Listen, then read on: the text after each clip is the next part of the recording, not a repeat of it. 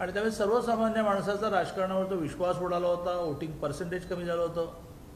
पण 14ला मोदीजी पंतप्रधान झाल्यापासून पुन्हा एकदा वोटिंग पर्सेंटेज वाढायला लागलं, कारण लोकांना असं वाटलं की नाही आता राजकारणामध्ये काही चांगलं होऊ शकतं.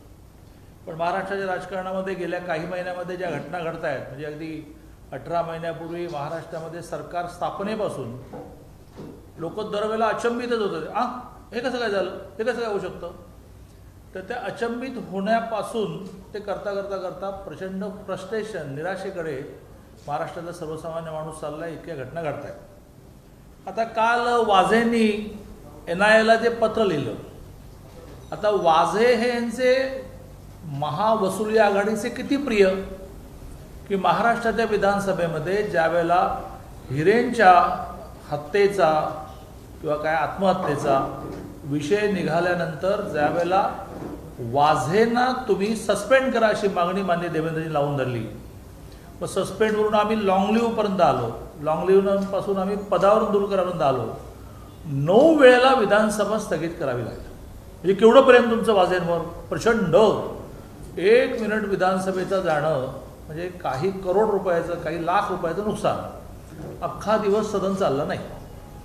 आणि दुसऱ्या दिवशी मात्र गृहमंत्र्यांनी, ज्याचा संदर्भ मी पुढे घेणार आहे, गृहमंत्र्यांनी घोषणा न करता संसदीय कामकाज मंत्री अनिल परबांनी घोषणा केली. तर अनिल परबांचं जे म्हणणं आहे की एका मंत्र्याचं नाव येणार आहे, हे तुम्हाला कसं कळलं वगैरे वगैरे, त्याची सुरुवात तिथे आहे की दुसऱ्या दिवशी 9 वेळा सभागृह स्थगित झालं, दिवसभरासाठी सभागृह स्थगित झालं, काही तुम्ही केलं नाही. इतके वाझे तुमचे प्रिय, त्या वाझेंवर तुमचा आता अविश्वास इतका की त्या वाझेंची माझी म्हणे भेट झाली असेल. आता NIAच्या कोठडीमध्ये मी जाण्यात, गिरणी कामगाराचं प्रोग्राम इथे गिरण भागामध्ये आमचं घर, तर NIAच्या कोठडीत जाऊन सचिन वाझेची मी काय भेट घेतली आणि त्यांना असं म्हटलं की परवानचं नाव लिहा, त्यांना असं म्हटलं की पवार साहेबांचं नाव लिहा, असं मी म्हटलं.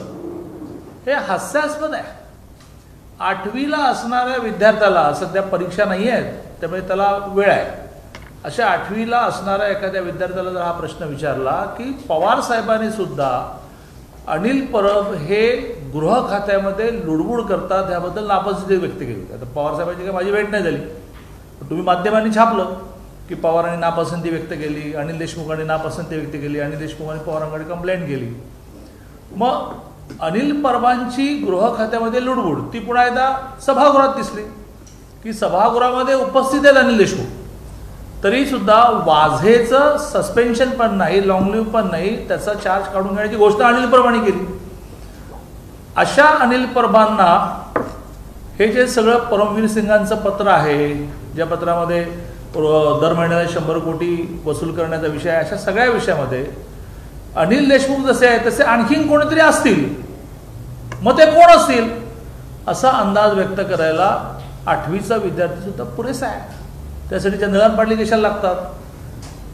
त्यांनी म्हणे आता आणि इतके वाझे तुमचे वाईट झाले, म्हणजे वाझेंकडून तुम्ही काय काय कामं करून घेतली त्याची मोठी यादी आहे. मला बाकीचे विषय मांडायचे आहेत, अर्णव गोस्वामीपासून ते कंगना राणावतपासून डेलकर विलकर सगळे विषय परमवीर सिंग आणि वाझेकडून करून घेतले.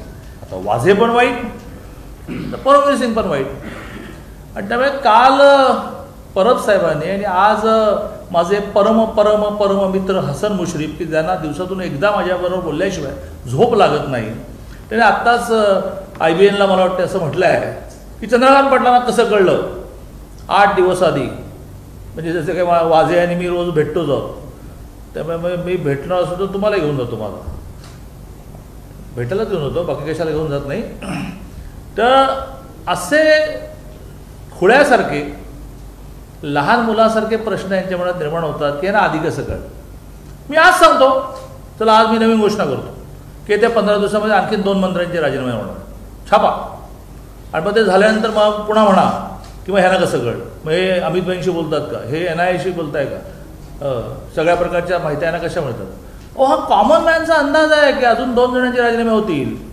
परबांच्या राजीनामा विषयामध्ये समजा पुन्हा एकदा थोडं वाट पाहून कोणीतरी कोर्टात जाईल आणि कोर्ट आदेश देईल, पण त्यानंतर आणखीन 2 राजीनामे होतात. मला नाव विचारू नका, झाल्यानंतर मला म्हणा की यार तुमचा अंदाज बरोबर. हा दिस इज अ गेसिंग, हा अंदाज आहे.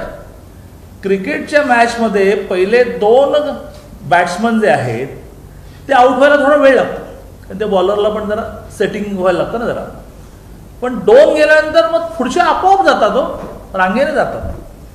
त्यामुळे हा परब साहेबांचा जो आरोप आहे हा त्यांचा जो त्रागा आहे, त्रागा शिवसैनिक बाळासाहेब ठाकरे, सॉरी हिंदू हृदय सम्राट स्वर्गीय बाळासाहेब ठाकरे, शपथ मुलींची, हे कशासाठी? जा ना चौकशीला सामोरं जा ना. तुम्हीच म्हणताय ना की मी चौकशीला सामोरं जाणार आहे. एखाद्या वेळेस न्यायालय असाही निर्णय देईल की परमवीर सिंगाने जे आरोप केले त्याची आणि त्याच्यातून अनिल देशमुखांची CBI करणार आहे, तर त्याच्यामध्ये परत जोडा असं होईल. आणि काय चुकीचं आहे? आता देशमुखांकडे येतो. देशमुखांनी राजीनामा दिला, निपक्षपातीपणे चौकशी व्हावी ना. मग ती होऊ नये यासाठी तुम्ही सुप्रीम कोर्टात का गेलाय? म्हणजे इंग्लिशमध्ये त्याला हिपोक्रसी म्हणतात, की म्हणायचं आहे की करायचं आहे. तुम्ही राजीनामा का दिला? तर CBI इन्क्वायरी लागल्यानंतर निपक्षपातीपणे इन्क्वायरी व्हावी म्हणून मी राजीनामा दिला. मग सुप्रीम कोर्टात कशाला गेला आहे? इन्क्वायरी होऊ नये म्हणून गेलेला आहे. काय चाललाय काय तमाशा? आणि त्यावेळेस सर्वसामान्य माणूस ह्या सगळ्याला विटलाय. म्हणजे राठोडांचा राजीनामा मुंडेंचा घेतला नाही, त्यांचं भाग्य चांगलं, कुठेतरी नवस केलेलं दिसतोय. परंतु तो काय पवारसाहेबांच्या डोक्यातून विषय गेला असं माझं मत नाही. कारण ही इज कन्व्हिन्स की राजकारणामध्ये माणसाने बाकी एकमेकाला 2 द्यावे 2 घ्यावे, परंतु स्वच्छच राहिलं पाहिजे. त्यामुळे राठोडांचा राजीनामा झाला, मुंढेंचा वाचला, देशमुखांचा झाला, आता परवांचं नाव आलं.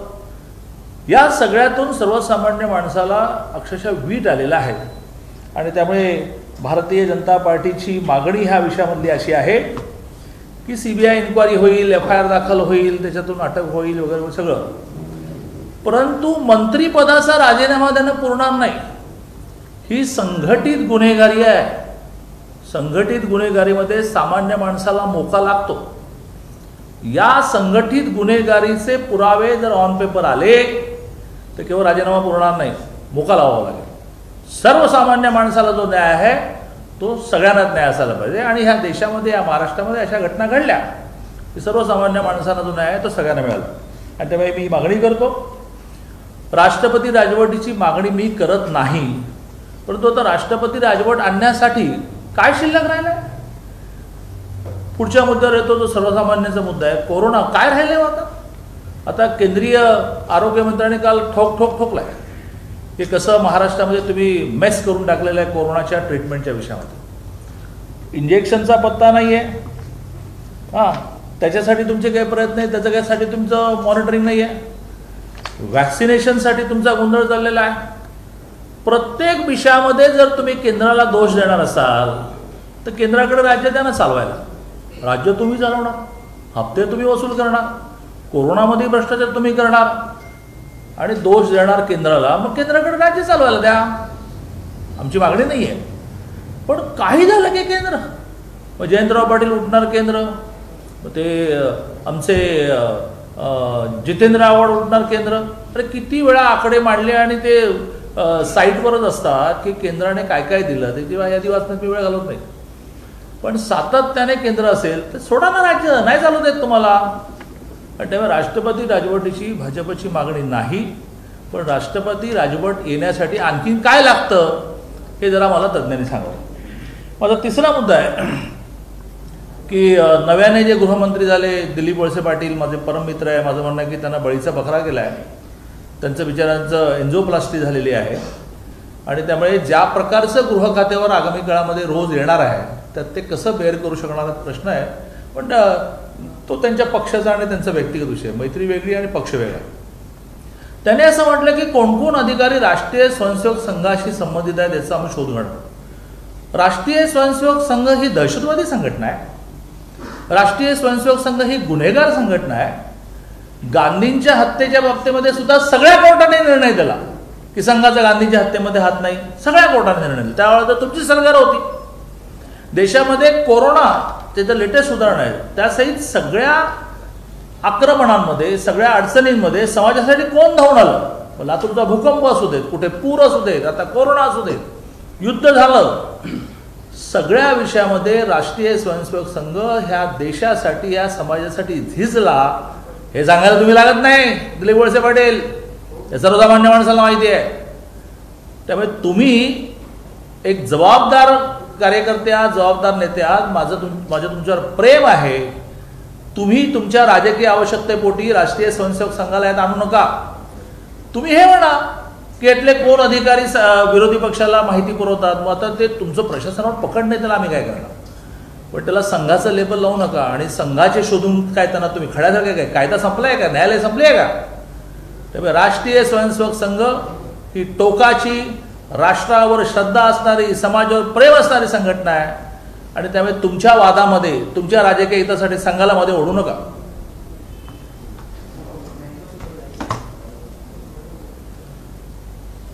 गेल्या 2 वर्षामध्ये महाराष्ट्रातल्या राजकीय जीवनाला जे रोज सकाळी दिशा देतात त्यांच्यावरही कोणीतरी महिलेने आरोप केला आहे. महाराष्ट्राची भारतीय जनता पार्टीची महिला आघाडी आज महाराष्ट्रातला महिला आयोग नाहीच आहे गेले 2 वर्ष, केंद्रीय महिला आयोगाला पत्र लिहिणार आहे की त्यांनी ताबडतोब महाराष्ट्रामध्ये येऊन याही विषयाची, या महिलेने आपल्याला त्रास दिला जातो, 8 कोटी वगैरे काय काय काय काय काय सध्या कोटी बिटी इतके स्वस्त झाले आहेत, तर त्याही विषयामध्ये आज भारतीय जनता पार्टीची महिला आघाडी केंद्रीय महिला आयोगाला पत्र लिहिणार आहे. त्या महिलेने बहुतेक पंतप्रधानांनी पत्र लिहिलं आहे आणि पंतप्रधानांनी पत्र लिहिलं की मग पुरतं, पण आम्हालाही आमची प्रोसिजर पूर्ण करायला लागेल.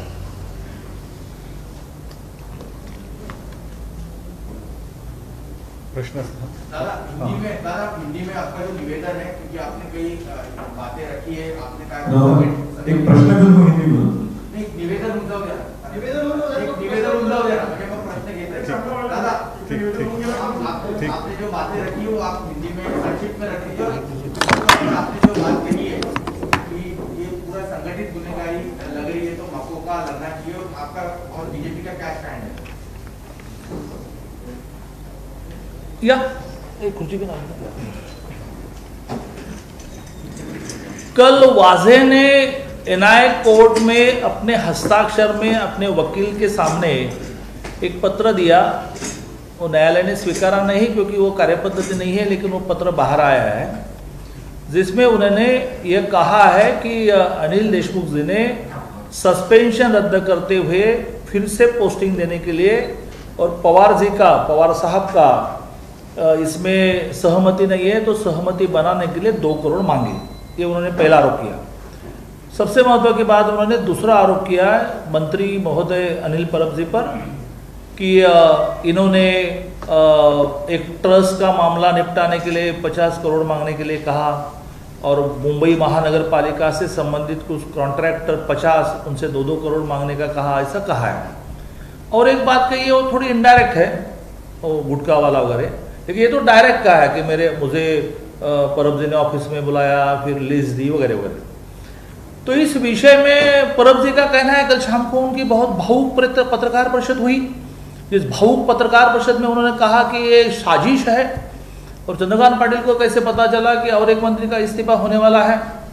ये तो 8वीं कक्षा में पढ़ने वाला बच्चा भी बता सकता है कि सदन में आप गृह मंत्री ने जो घोषणा करनी चाहिए कि वाजे जी को हम पद से हटा रहे हैं, वो सदन में अनिल देशमुख होने के बाद भी, होम मिनिस्टर होने के बाद भी आपने की.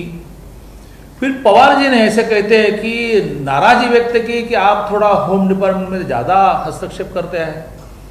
तो उनमें से लोगों को लगा, मैंने कभी अनिल परब जी का नाम नहीं लिया, मैंने इतना ही कहा कि एक मंत्री का और इस्तीफा हो जाएगा. तो उस पर अनिल परब जी का और हमारे परम मित्र, जिनको मेरे बारे में बोलने के सिवा रात्रि नींद नहीं लगती, हसन मुश्रीफ जी, उन्होंने कहा कि चंद्रकांत पाटिल को कैसे पता चलता है, इनका वाजी से कुछ संबंध है. अरे क्या मूर्खता है भाई. एनआईए में जाकर वाजे जी को मिलने की मेरी क्या औकात है. मैं एक सिंपल मिल मजदूर का बेटा हूँ, लेकिन ये कोई भी बता सकता है ना भाई कि अब अगला नाम कौन सा है, कौन हैंडलर है, ये कोई भी बता सकता है.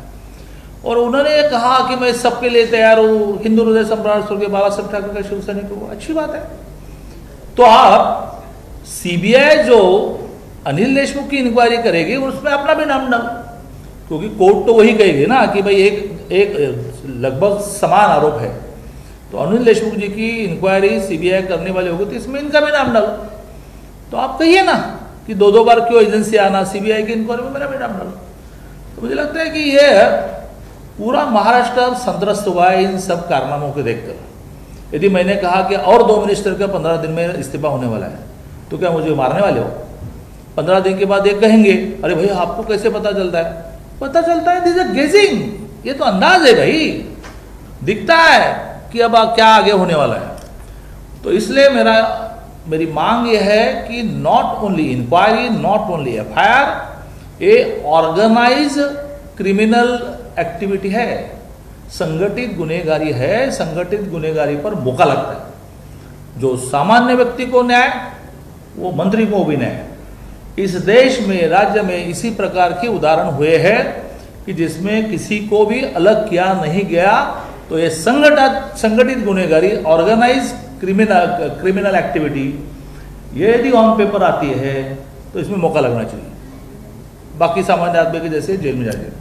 राष्ट्रपति राजवट आनी चाहिए, ऐसे मैं डिमांड नहीं करता। भारतीय जनता पार्टी का राज्य का अध्यक्ष हूं मैं, लेकिन राष्ट्रपति राजवट आने के लिए और क्या होना चाहिए भाई?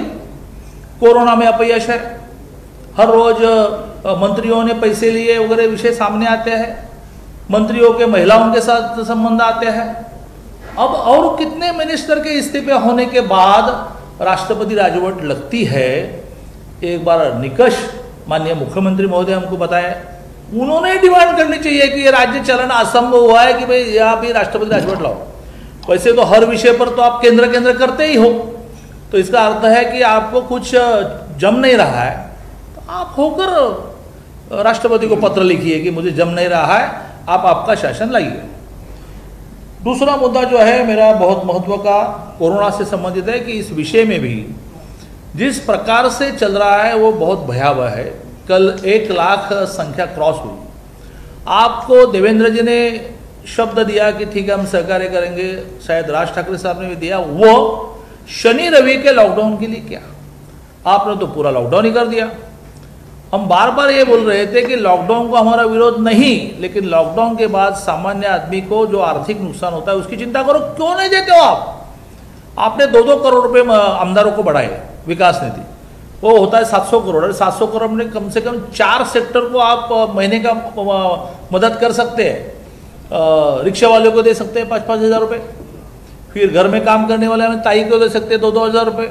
तो कट करो हमारे 2-2 करोड़ रुपए, तो 700 करोड़ आपके हाथ में जाते हैं। तो कोई भी आप पैकेज नहीं देंगे। ये लॉकडाउन को हमारा विरोध नहीं, लेकिन इन सब बातों का क्या? कल 200 शहरों में व्यापारी रास्ते पर उतरे।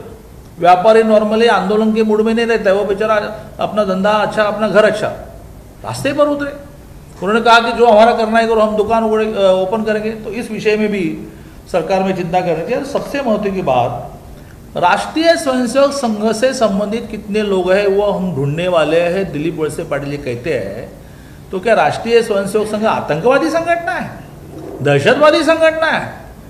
हाँ, जिस महात्मा गांधी जी के हत्या में राष्ट्रीय स्वयंसेवक का नाम जोड़ा गया था, उसमें भी सारे कोर्टों ने, तो आपका ही राज्य था, राष्ट्रीय स्वयंसेवक संघ का इसमें संबंध नहीं है बताया है। देश में जब जब संकट आए, अभी कोरोना, पहले भूकंप, अतिवृष्टि, सारे विषयों में संघ के स्वयंसेवक जाते हैं।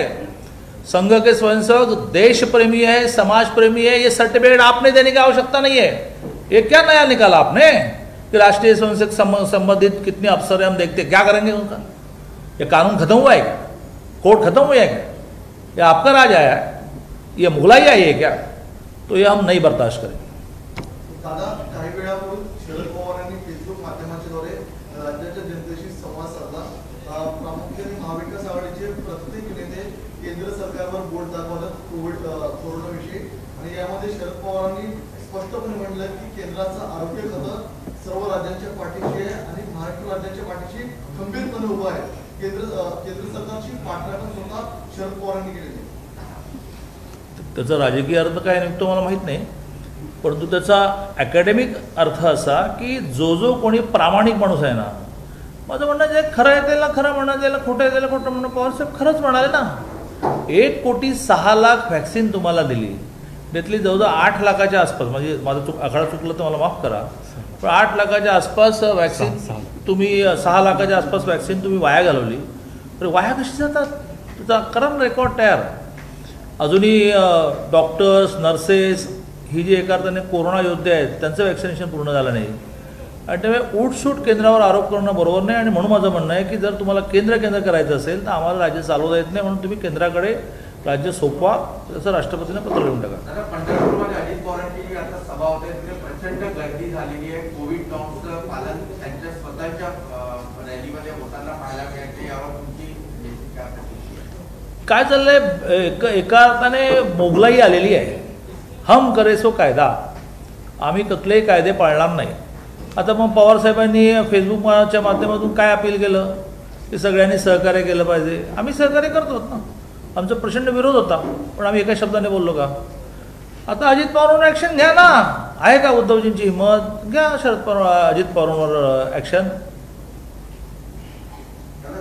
दादा महत्वाचा विषय आहे की राज्यात वॅक्सिन तुटवडा आहे आणि 3 दिवसाचा स्टॉक उरलेला अशा पद्धतीचं आरोग्यमंत्र्यांचं म्हणणं आहे आणि केंद्र सरकारचं म्हणणं आहे की जेवढे वॅक्सिनेशन पाहिजे तेवढा डोस द्यायला द्यावं, पण एकंदरीत राज्य आणि केंद्रामध्ये हे वारंवार अशा पद्धतीचं स्टेटमेंट पाहायला मिळतात. तुम्ही कसं बघतात, कारण कोल्हापूरमध्ये पण अनेक सेंटरचे राज्य गेले 18 महिने राज्य नेहमी हा प्रयत्न करत आहे की आपलं अपयश झाकण्यासाठी. मग पैसे नाहीत का नाहीत, GST आले नाहीत. अरे आले ते सांग ना बाबा. हां, वॅक्सिन नाही आहे, मग काय इंजेक्शन नाही आहे. अरे मग तुमचं काही जबाबदारी आहे की नाही, आणि ते वॅक्सिन केंद्राने पाठवलं पाहिजे यासाठी तुम्ही केंद्र जा ना दिल्लीमध्ये. हां, बाकी बरे भटकता इकडे तिकडे, दिल्लीत जा, बसा आरोग्य खात्यावरून. आणि तेव्हा वॅक्सिनचा म्हणजे मी काही अधिकृत माणूस नाही आहे, पण वॅक्सिनचा तुटवडा बहुता नाही आहे, पण त्याचं केंद्राने काही प्लॅनिंग केलेलं आहे.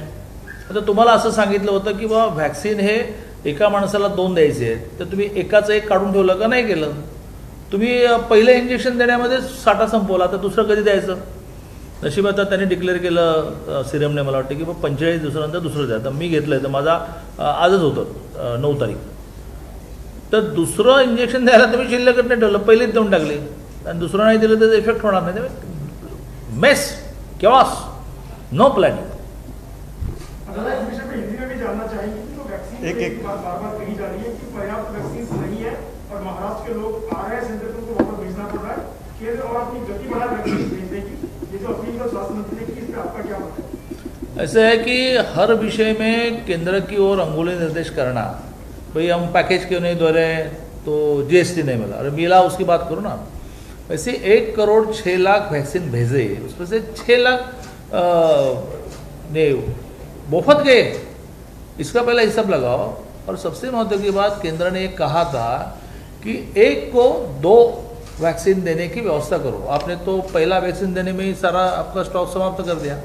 अब जिनका दूसरा वैक्सीन लेने का समय, उसका क्या करने वाला. There is no any planning. यदि केंद्र वैक्सीन में थोड़ा कम सप्लाई भेज रहा है, तो आप दिल्ली जाइए, आरोग्य मंत्रालय से बैठिए. वह अखबारों में आरोप करने से क्या मतलब. लेकिन सर उसमें राजेश टोपे का ये कहना है कि दूसरा भाव जो है केंद्र की तरफ से बाकी राज्यों के मुकाबले किया जा रहा है, मतलब हमारे राज्य की पॉपुलेशन. कल शायद हर्षवर्धन जी ने सारे आंकड़े बताए हैं, जो स्पष्ट है कि कोई दुजाभाव वगैरह चल नहीं रहा है. केंद्र पॉपुलेशन के अनुसार सबको 2 वैक्सीन देना चाहिए, तो वो सिक्योर्ड होता है, उस प्लानिंग से भेज रही है. और यदि स्टॉक समाप्त होने में आया है, आपकी गलती के कारण हुआ है, केंद्र भेजेगा. आई एम नॉट अ केंद्र, तो केंद्र को उन्होंने जाकर दिल्ली में बैठना चाहिए. दिल्ली में काम होने के लिए जाना पड़ता है, बैठना पड़ता है. बाकी राज्य उस प्रकार से करते हैं, आपको भी जाना पड़ेगा. विवेक विवेक हां, माझं जे पत्र आहे त्याच्याबद्दल शिवसेनेचे नेते संशय व्यक्त करतात. जर त्यांना त्या ऑथेंटिसिटी बद्दलच खात्री नसेल, तर मग खुलासा करायला अनिल परवांनी घाई केली आहे का. आणि जर माझे हे साधू संत नाहीये, जसं संजय राऊत होत असतील, तर त्यांना लादेन म्हणण्यात, तो लादेन नाहीये असं म्हणण्यासाठी घाई केली का. नाही, वाझे कालपर्यंत संत होते की ज्यांच्यासाठी विधानसभेचा अख्खा दिवस तुम्ही वाया घालवला. मग आता ते संत नाही आहेत आणि ते बदमाश आहेत, हे नव्याने तुम्हाला साक्षात्कार झालेला दिसतो आहे. वाझेंचं पत्र खरं की खोटं, मी तेच म्हणतोय ना की अनिल देशमुखांवर झालेल्या आरोपासाठी हायकोर्टाने CBI इन्क्वायरी लावली. त्याच्यातच आता परवांचं नाव टाका, म्हणजे वेगळं काही करावं लागणार नाही. दूध का दूध, पानी का पानी हो जाएगा. कल तो अनिल परब जी ने कहा है कि किसी भी इंक्वायरी के लिए सामने जाने के लिए मैं तैयार हूँ. संजय राऊत असं म्हणाले की खरा शिवसैनिक खोटी शपथ घेणार नाही, महाराष्ट्राची प्रतिमा कलंकित करण्याचा डाव आखला गेला. संजय राठोडांचं काय झालं. संजय राऊत हां, संजय संजय राऊत असं म्हणाले. मी म्हटलं संजय राठोडांचं काय झालं. ते खरे शिवसैनिक नव्हते, त्यांनी शपथ घेतली नव्हती. तुमच्यावर झालेल्या आरोपांचं काय करायचं. आम्ही आता केंद्रीय महिला आयोगाला लिहितोय पत्र. मला असं वाटतं की राजकारणामध्ये शेवटपर्यंत लढाई लढायची असते, पण ती असत्याची नाही. कुठेतरी आपल्या कार्यकर्ता, आपल्या नेत्याला सुद्धा तो दोषी असं लक्षात आल्यानंतर पाठीशी न घालता जर आपण त्याला शासन ऑन और ओन देत बसलो, म्हणून मी काल एक लाईनचा ट्विट केला आहे की आता अनिल परमांच्या राजीनाम्यासाठी सुद्धा न्यायालयाच्या आदेशाची वाट पाहावी लागणार का? तर याच्यामध्ये ऑन ओन जर तुम्ही निर्णय घेतले तर समाजामध्ये एक विश्वास निर्माण होईल. समीर असं म्हणलं की या प्रकरणात माझा राजीनामा देण्याचा प्रश्न नाहीये, पण तशी काही तुमची मागणी आहे का की चौकशी होईपर्यंत तुम्ही राजीनामा द्या? नाही, माझी कशाला, सर्वसामान्य माणसाची ही मागणी असणार ना की जर तुमच्यावर ऑन पेपर एका ऑफिसरने आरोप केलेले आहे तर एवढं तर आपण भान ठेवलं पाहिजे किंवा माझ्यावरचे आरोप निर्दोष मी आहे होईपर्यंत मी बाजूला होतो. ही महाराष्ट्राची परंपरा आहे. महाराष्ट्राच्या परंपरेमध्ये न्यायालयाने साधं स्ट्रिक्चर पास केलं, नापसंती व्यक्त केल्यानंतर 2 मुख्यमंत्र्यांनी राजीनामे दिले. 2 मुख्यमंत्री. समीर असं आहे की एवढं सगळे घडामोडी होत आहेत, पण मुख्यमंत्र्यांचं मौन आहे. प्रश्न असा आहे की त्यांचे मौन, सगळ्या गोष्टी हतबल झालेल्या आहेत, आता बाहेर गेलेल्या आहेत म्हणून त्यांचं मौन आहे का? आणि त्यामुळे शरद पवारांना समोरून फेसबुक लाईव्ह करून सांगावं लागते केंद्रात आणि राज्यात समन्वय सर्वांनी सहकार्य करावं. नाही, त्यांची पूर्वीसारखा माझा संवाद नसल्यामुळे त्यांची आता मनस्थिती काय आहे आणि मनस्थितीवर स्थिती अवलंबून असते, तर ती स्थिती काय मला माहीत नाही. तुमचा पूर्वीसारखा संवाद त्यांच्यासोबत सुरू होणार आहे का? त्यांच्या आरोग्याची चौकशी वगैरे काय केली का विचारपूस?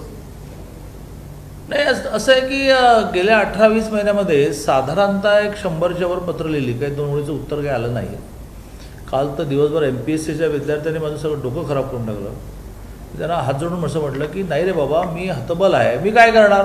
तर उद्धवजींना पत्र लिहिणार. ते जर पत्राची दखल घेत नसतील, माझ्यासारखा जो एका पक्षाचा, राष्ट्रीय पक्षाचा अध्यक्ष आहे, त्याच्याशी फोन उचलून बोलत नसतील की बाबा याच्यामध्ये काय मार्ग काढावा. शेवटी गळ्याशी आल्यानंतर देवेंद्रजीशी परवा बोलले की बा लॉकडाऊन विषयात तुम्ही मदत करा. त्यामुळे संवाद आमच्या बाजूने असायला काही अडचण नाही, पण तो फोन उचलला गेला पाहिजे, त्याच्यावर बोलणं व्हायला पाहिजे, रिसिव्हिंग मोडला असायला पाहिजे. अमित व्यापारी जे रस्त्यावर उतरले त्याला भाजपची एक प्रकारे फूस आहे अशा पद्धतीचा आरोप केला होता, आपण काय म्हणतो? ते लहान मुलं आहेत ना, चॉकलेट देऊन त्यांना आणलं रस्त्यावर, त्या गाढवपणा मूर्खपणा चाललाय सगळं. हां, तो आपने कहा 2 मिनिस्टर्स ऑलरेडी टेंटेड है, लेकिन और 2 मिनिस्टर्स पाइपलाइन में है. आपने कहा सिर्फ गेसिंग है, क्या सिर्फ गेसिंग है या फिर कहीं में आने वाले समय में और 2 मिनिस्टर जो है आप उनका नाम उजागर करेंगे? मैंने टोपी फेंकी है, किसके सर पर बैठते देखते हैं. चला, थँक्यू. जी बैठे थँक्यू.